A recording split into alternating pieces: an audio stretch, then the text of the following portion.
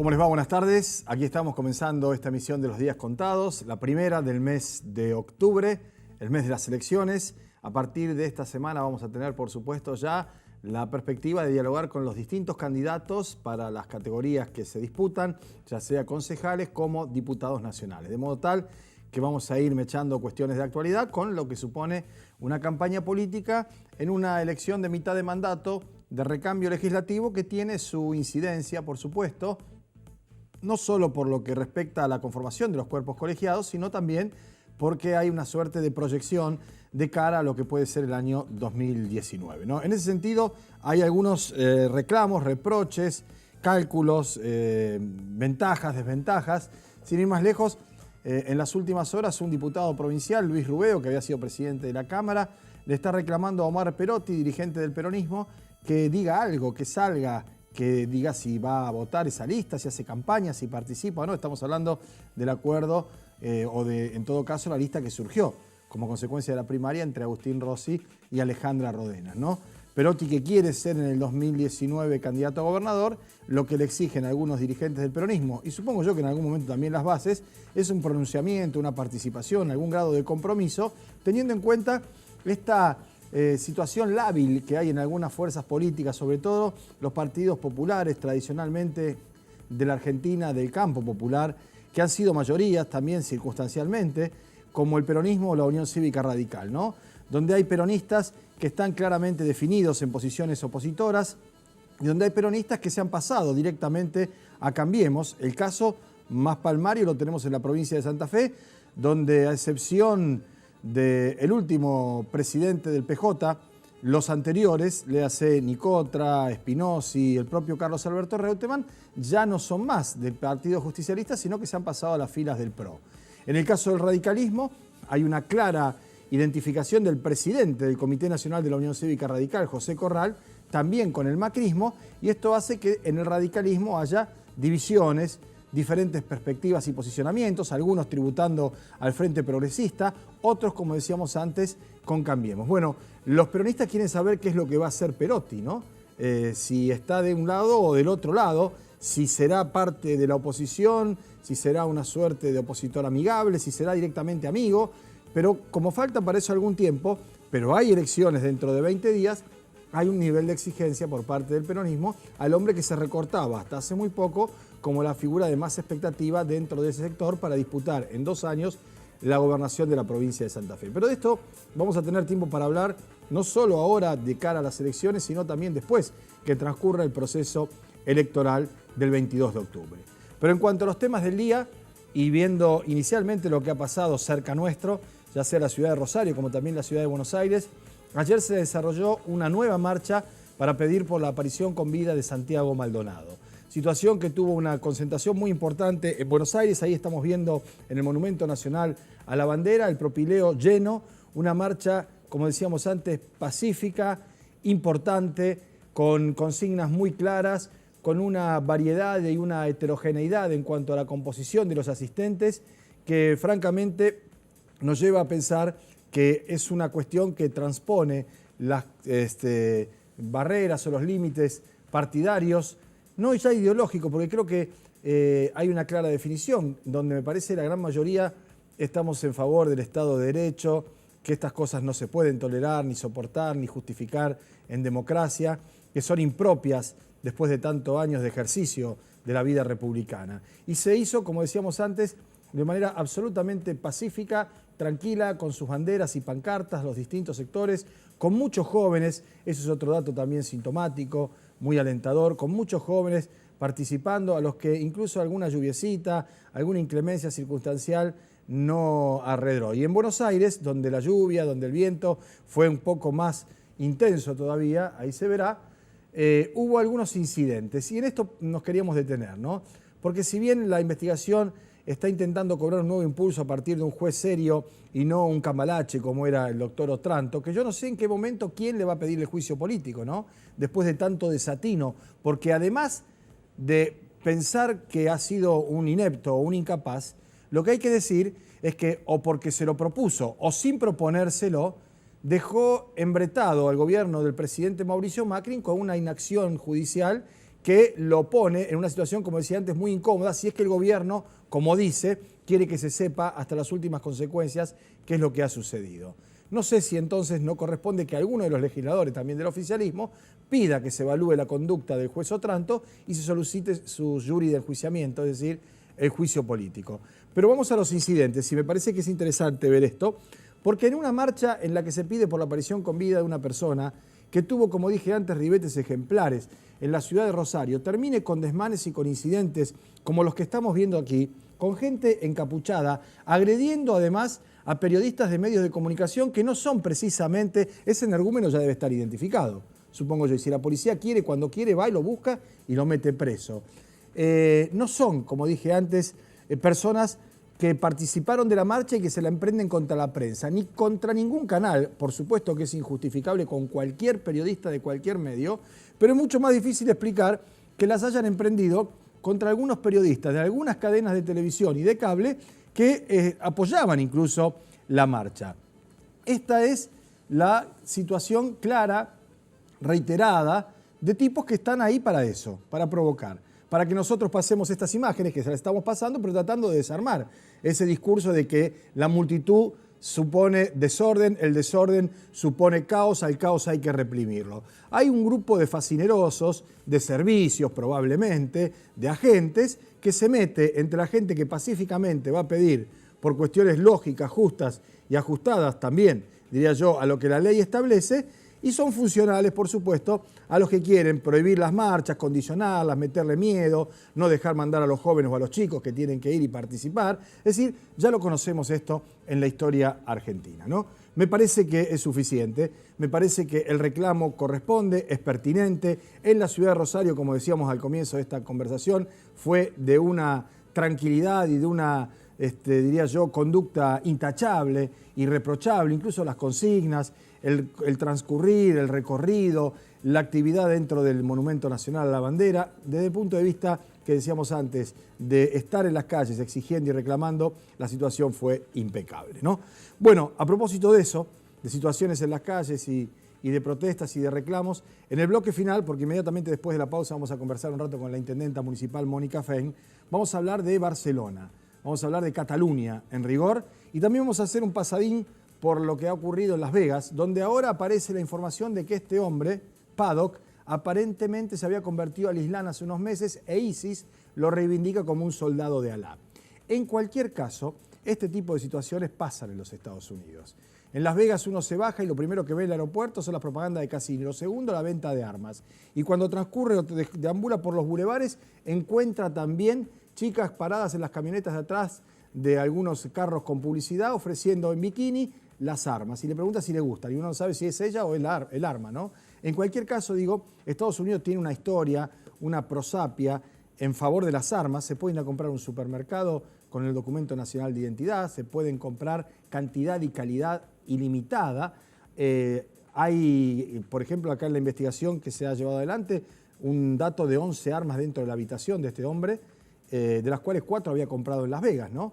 De manera tal que hay un caldo de cultivo con un presidente que además le dice a su secretario de Estado que está perdiendo el tiempo mientras negocia con Corea del Norte. Él lo manda, es decir, es el presidente de la República, ¿no? Esto no tiene una solución de ese tipo, dijo, está perdiendo el tiempo el secretario de Estado, que insulta a los jugadores de fútbol americano, ¿no? Que dice a esos hijos de perra hay que sacarlos de la cancha, cuando lo que hacen los jugadores de fútbol americano, que son negros en su mayoría, es protestar contra la violencia racial que se ha duplicado desde el momento en que el presidente Trump asumió en la Casa Blanca. Bueno, de todo esto hablamos en el tramo final del programa. Ahora los invito a quedarse con nosotros, una pausa. Tenemos también el espacio cedido a los partidos políticos, es más breve. Quédense con nosotros, enseguida charlamos con la intendenta Mónica Fein. Ya venimos. Bueno, muy bien, nos acompaña la intendenta Mónica Fein, vamos a charlar de varios temas. No, vamos a empezar por España, porque la verdad es que incluso tiene un vínculo, una relación. Me contaba algo en la pausa que es muy interesante. El vicealcalde, ¿qué tal, Mónica? Buen día. ¿Qué tal, Pablo? Un gusto. El vicealcalde de Barcelona es un tucumano. Así es. Que se fue corrido en la época de la dictadura militar, se instaló ahí y empezó a militar porque estaba en su naturaleza, digamos, y llegó a ser el vicealcalde de Barcelona. Así es, y como Ada Colau, su alcaldesa, hace muy poquitito fue mamá, él estuvo a cargo también de la alcaldía, es una persona, bueno, que quiere mucho a Argentina, pero por supuesto profundamente involucrado en la lucha de Cataluña por la independencia. Así que es un gusto ver un argentino. Sí, y vamos a ver si a partir de estas circunstancias podemos charlar y conversar con él, ¿no? Te hago esta referencia porque en España se experimentó un proceso político en donde los partidos tradicionales empezaron a ser vistos con algún grado de desdén por la población y por el electorado. Pero a diferencia de lo que ha pasado en otras latitudes, ergo, sin ir muy lejos aquí mismo, la irrupción de algunos de los hombres para renovar, si se quiere, esa clase política, es con otro tipo de contenido en su pensamiento y en su acción. Es decir, tanto la alcaldesa de Madrid, la que vimos hace un par de años en Roma, que había sido jueza y se ocupaba de cuestiones vinculadas a los derechos de la mujer, a las trabajadoras y demás, como esta mujer que es alcaldesa ahora de Barcelona, que estaba con los que eran desalojados, con los que se quedaban sin casa, ingresaron a la política por una persistente, diría yo, militancia social inicialmente, ¿verdad? Así es, así es. Sí, yo creo que el ejemplo de emergentes de nuevos procesos políticos es diferente a lo que pasa en Argentina, donde viejas ideas cambian eslogan y vienen a presentarse como el cambio, ¿no? Lo que vivimos en los 90, hoy mucho más ayornado, con la precarización laboral, la pérdida de pensiones, con el PAMI retirándose y abandonando a los jubilados, no es muy diferente a los de los 90, pero con un mecanismo comunicacional, con el Cambiemos, Vamos Juntos, que reproduce mucho de eso. Y creo que lo mismo pasa con el peronismo, que también ayornado, con un nuevo nombre y una nueva posición, pero que no es diferente a los 12 años que gobernamos. Así que bueno, para las fuerzas como las nuestras, que plantean otra alternativa, es complejo, pero estamos tratando, como dice Pablo Hapkin, de hablar de la ciudad, de discutir qué cosas hacemos para nuestra ciudad y lograr que los ciudadanos discutan qué ciudad queremos y cómo lo hacemos nosotros. No con que nos definan desde capital si nos van a dar o no recursos, que en general nunca nos han dado, Pablo.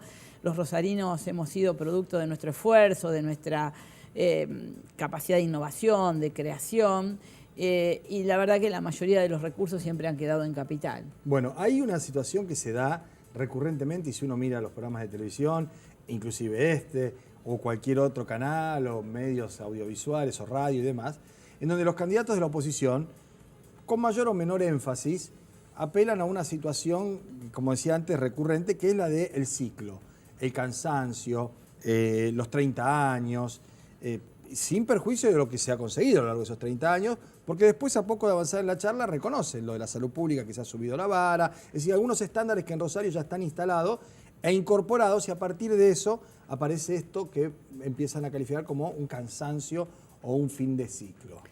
Creo que son eslogan, quizás tendría que convocarlos a que recorran el mercado del patio, algo nuevo, algo que estaba abandonado y es un nuevo lugar, o ayer el Parque Héroes de Malvinas, o que recorran 27, San Martín, Francia, seguir las 150 obras de los barrios, ver cómo estamos terminando todo el tema de cloacas, ver cómo Rosario es innovadora en políticas públicas en todos los aspectos, para los jóvenes, para lo que acabamos de presenciar recién, que es la digitalización, es decir, la posibilidad de que un centro de salud veamos una tomografía que se haga en el ECA. Bueno, la verdad que estamos cambiando en serio, no el cambio como un eslogan que no dice cómo. Nosotros cambiamos con más inclusión, fortaleciendo nuestras áreas de empleo, fortaleciendo el espacio público. Ayer decía el gobernador que para los que no tiene country en esta ciudad, muchos de los candidatos como lo tienen no entienden lo que es eso. Un espacio público pasa a ser el lugar privilegiado para pasar en familia los fines de semana, ¿no? Y eso es lo que hemos hecho y seguimos haciendo en Rosario. Así que yo lo que diría es que recorran la ciudad, vean las obras y que hay mucho por hacer, pero hay mucho hecho. Obvio, en una polarización nacional que parece que estuviéramos discutiendo lo nacional, nos cuesta hablar de Rosario. Pero si hablamos de Rosario, yo quiero pedirles dos cosas a los candidatos. Primero, que la defiendan en serio, que no digan que la van a defender y que justifiquen que no nos pagaron antes ni ahora los recursos que nos corresponden. Y en segundo lugar, que se comprometan a acompañarnos a los recursos que no llegan, Pablo, porque a mí me asombra cuando los candidatos del PRO plantean que están haciendo obras récord en Rosario. Sí. Yo digo que las nombren. Un barrio de cloaca, nosotros hicimos 32, Un barrio de urbanización, bueno, Villa Moreno comenzó con el gobierno anterior. Si ya van a dejar de hacer lo que empezó el gobierno anterior, ya sería Sí, más grave todavía. circunvalación. Hace 7 años que la estamos haciendo, yo me alegro que la terminen, pero no es... Y el monumento a la bandera que se comprometió la expresidenta anterior y la están haciendo. ¿Cuál más? Que me digan cuál más. Algo parecido a los 2.000 millones de Santa Fe o a los 2.500 millones de dólares que le entregan a Capital Federal en forma automática. Yo digo, discutamos de eso. ¿Por qué hablan de obras de Rosario y no logran de salir de 3 ejemplos? Porque, ¿cuánto le parece? ¿120, 200 millones de pesos? Bueno, eso es lo que nosotros en un barrio de los 33 del Planabre estamos invirtiendo. Ahora, cuando uno escucha este relato, ¿no? Esta explicación, esta descripción, que supongo yo, si hay alguien que la quiera discutir o refutar, está invitado, empieza a preguntarse en qué punto o en qué momento se produjo una ruptura o un quiebre o siempre fue así. Digo porque en las primeras conversaciones, tanto contigo como con el gobernador Lifschitz, había una suerte de expectativa porque se había instalado una instancia de diálogo, porque los funcionarios venían, porque hubo una reunión de gobernadores y fue una sola, ¿no? Apenas asumió Macri, después no hubo más reunión de gobernadores, que parecía que iba a ser una práctica frecuente. ¿En qué momento aparece ese quiebre? Es decir, todo muy bien, pero el poncho no aparece, digamos, es decir, a la hora de cotizar, ¿no? Porque una cosa es el discurso y otra cosa son los hechos, ¿verdad? Bueno, la verdad que en el gobierno anterior no nos recibían muchas veces. Yo no tuve oportunidad de hablar directamente con muchos ministros. No lo conocí a debido. Bueno, cuando los eso candidatos... hoy por hoy es una buena imagen. Bueno, los candidatos de aquí se sacaron fotos con debido y no le pidieron ninguna obra por Rosario, los candidatos justamente que representan ese partido. Este gobierno nos recibió, nos escuchó y uno tiene expectativas. Bueno, la verdad que hay diálogo. Ahora, el diálogo se tiene que transformar en hechos concretos, porque si no, digo... Si no, una pérdida de tiempo. Podemos hacer amigos, claro, pero sí, la sí. verdad que la ciudad no quiere amigos, quiere resolución de problemas. Y lo que no hemos logrado hasta ahora es una inversión realmente importante. Creo que aquí hay hijos y entenados, como decía mi mamá. Si uno es de Cambiemos, como el intendente de Corral, logran recursos con ATN, con mecanismos directos, y eso vuelve a poner en discusión. No veníamos a recuperar la República, no había mecanismos más transparentes. Yo digo, voy a insistir en el diálogo, porque creo en el diálogo, voy a ir a todas las reuniones que me convocan, pero quiero decirle a los rosarinos que si hay algo que le pido a los concejales de los otros sectores políticos, sobre todo el del PRO, que hagan un compromiso público, que el diálogo se transforme en obras. Bien. En las últimas horas se ha dado a conocer un informe acerca del funcionamiento del transporte, ¿no? Después de la licitación de la nueva red que se va a instalar y demás. Y una de las cuestiones estaba vinculada con la frecuencia y precisamente en la prestadora privada, la que tiene mayores inconvenientes. ¿Esto se puede corregir, mejorar? ¿Qué se puede hacer? Sí, este es un transporte que tiene una concesión de hace 10 años, que por supuesto ha sufrido todos los avatares que ha tenido el sistema de franquicias, el sistema de subsidios, el sistema de aumentos del combustible. Nosotros tenemos congelado las unidades que pueden entrar al sistema de subsidio de gasoil y de subsidio de choferes, así que creo que se puede revertir. No tengo expectativas porque no hay buenas noticias para los subsidios del transporte después del 22 de octubre. No, al revés diría. Ya los mayoristas aumentaron el transporte. Exacto. Hay ciudades como Bariloche están discutiendo si 15 o 16 pesos, pero tengo expectativa porque tenemos un sistema nuevo, planificado, donde podemos hacerlo más eficiente, con mejor frecuencia y obviamente con más pasajeros, que es nuestro objetivo. Uno de los elementos, digo porque me metí en el área de servicios, después será también el tema de los barrios, las cloacas, terminar con eso definitivamente. Pero uno de los elementos que en algún punto esmeriló la gestión del gobierno municipal es el tema de la seguridad, independientemente de que desde el punto de vista funcional la intendente está limitada, es decir, la policía provincial, eventualmente federal y Gendarmería Nacional, ¿no? Pero Rosario se vio castigada con hechos reales y concretos que ocurrían con tasas de homicidio, de criminalidad muy alta, y paralelamente con una exacerbación de esos elementos y esos datos a la hora de conocerlos, difundirlos y llevarlos adelante. ¿Se experimentó, ustedes advierten, digo, las reuniones con el ministro de Seguridad, que eso ya se ha encarrilado, que esté mejorado, hay datos, hay elementos? porque cada uno de los vecinos que nos está viendo en el barrio tiene su composición de lugar hecha y sabe qué pasa o qué no pasa en el barrio, ¿no?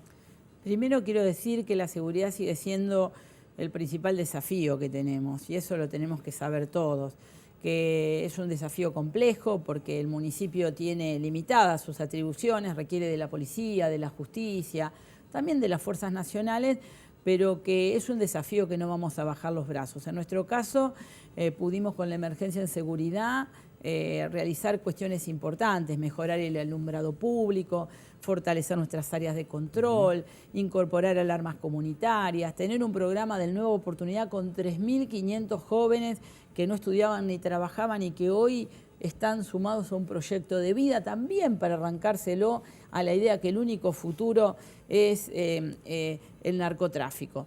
Ahora, sí quiero decir que también estamos todo el tiempo exigiendo tanto al gobierno provincial, y sé del compromiso del ministro Puyaro y del propio gobernador, como al gobierno nacional, respuestas más integrales, porque la verdad que no seguimos teniendo gran cantidad de gendarmería en la ciudad, y si bien se han investigado delitos complejos y se han logrado desbaratar bandas de las más complejas, es mucho todavía lo que queda por hacer.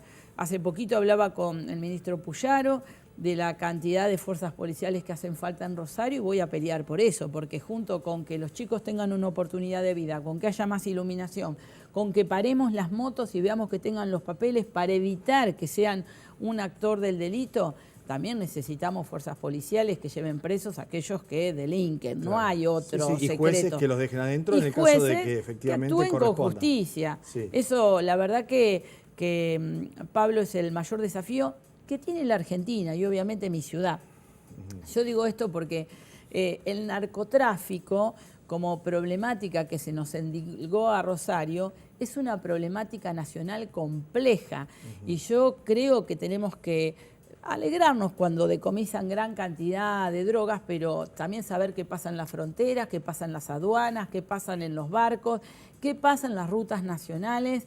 Y la verdad que tener un plan integral donde podamos trabajar sobre ese tema. Decir que una ciudad puede superar esa problemática no solo es minimizarla, sino es mentirle a la gente. Yo puedo trabajar mucho en el tema. La verdad que lo estamos haciendo con muchas instituciones de la sociedad civil, el Padre Misericordioso, digamos, evangélico. Es antes de que lleguen a ser delincuentes, ¿no? Es decir, no se combate el narcotráfico con la policía, ya cuando es narcotráfico sí, pero digo, los chicos, los que son carne de cañón, los que son soldaditos, por ahí es mejor poner la plata más que en una comisaría, en un centro asistencial o de salud o crecer, como para poder incorporar a esa gente y que la alternativa no sea ir a estar atrás de un vidrio o de una reja vendiendo paquetitos de droga, ¿no? Por eso me alegro cuando podemos dar cifras de reducción del abandono escolar, de la mortalidad materna, de la mortalidad infantil, de que menos chicas adolescentes son madres, porque significa que pueden abrazar un proyecto de vida a más largo plazo, cuidarse. Sí.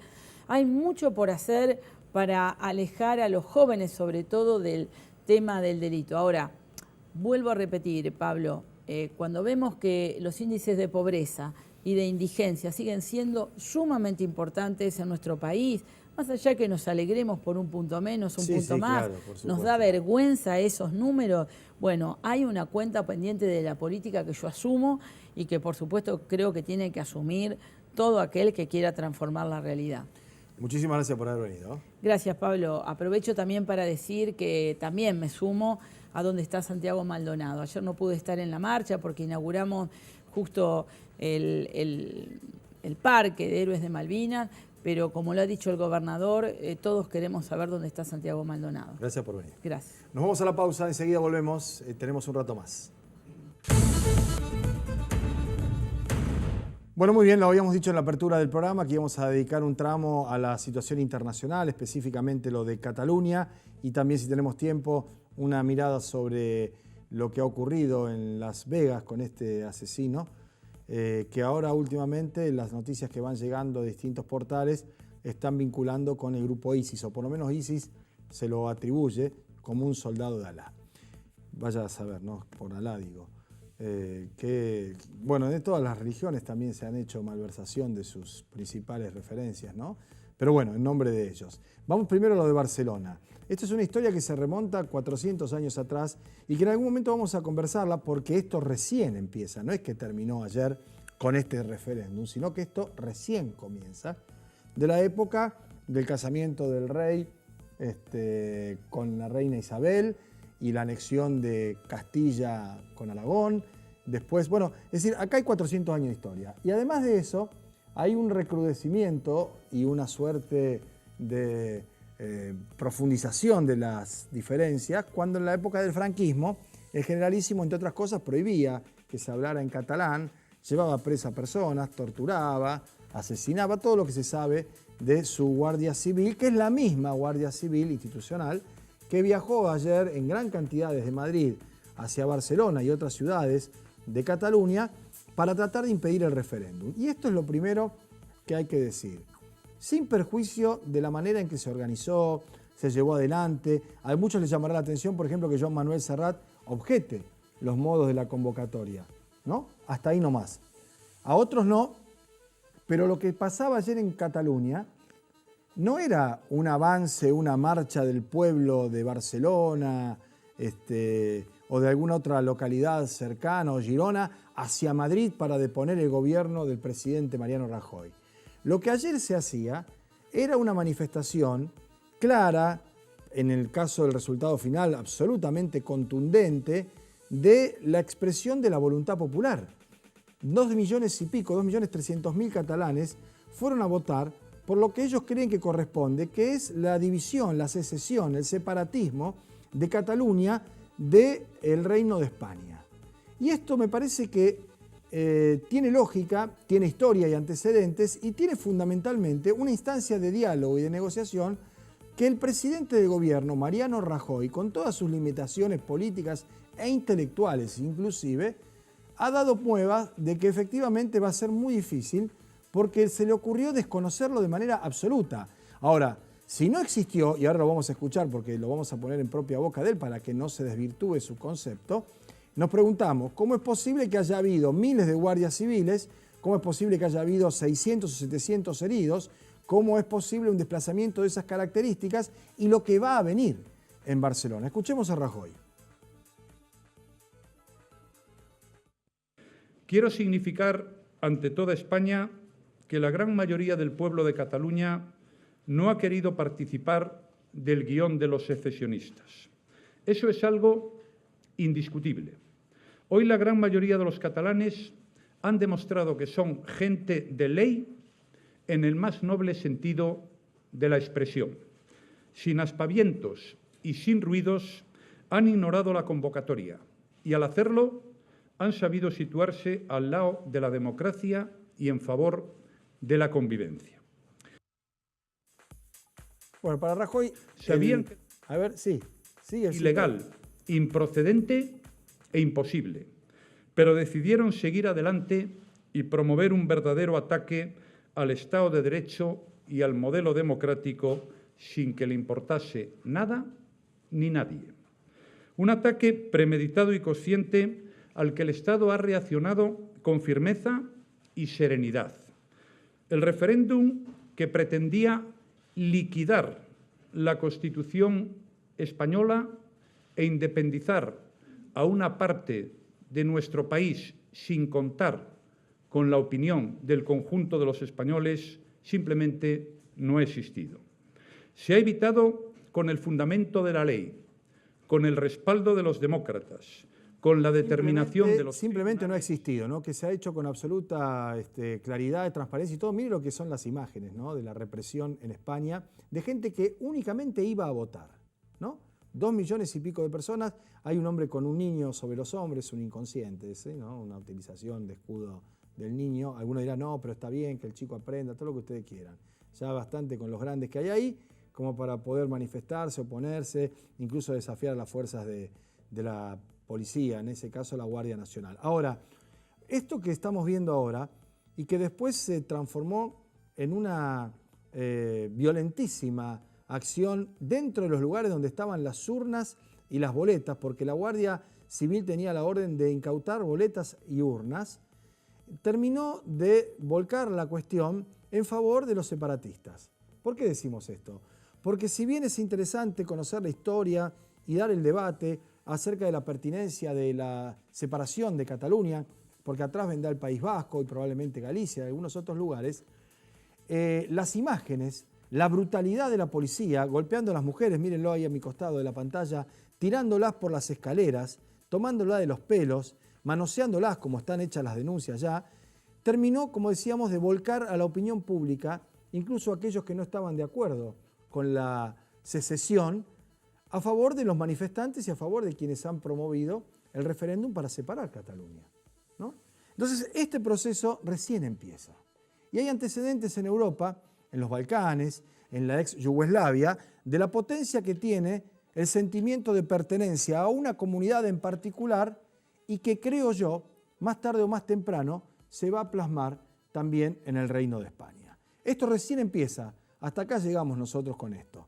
Nos vamos un toquecito a Las Vegas antes de cerrar el programa, porque la información daba cuenta de un lobo solitario, un hombre de 64 años, de nombre y apellido Paddock, que vivía en Nevada con una esposa de rasgos orientales, asiáticos, como decía el parte del FBI, que en principio dicen actuó solo. Ya la CNN y la cadena Bloomberg han dicho que no parece que actuara solo, o por lo menos conocen un comunicado del grupo ISIS que dice que ese hombre hace unos meses se convirtió al Islam y es un soldado de Alá. Mató 50 personas y hay centenares de heridos, la cifra probablemente aumente, y se hace muy difícil pensar lo del lobo solitario. Porque la verdad que está lleno de lobos solitarios, y haber tantos lobos ya no son solitarios.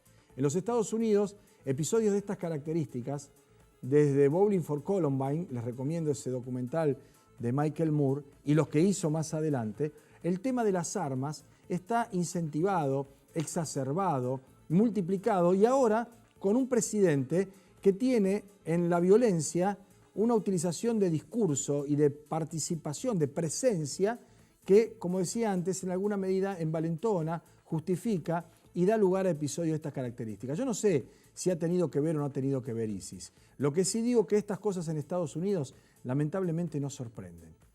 Y lamentablemente no sorprenden en Estados Unidos ni para los que vivimos afuera. Hasta aquí llegamos hoy, ¿eh? Ha sido un gusto compartir este rato con ustedes. Desde mañana ya vamos a empezar a tener también la palabra de los candidatos de las distintas categorías para los comicios del 22 de octubre. Nos encontramos, que sigan bien.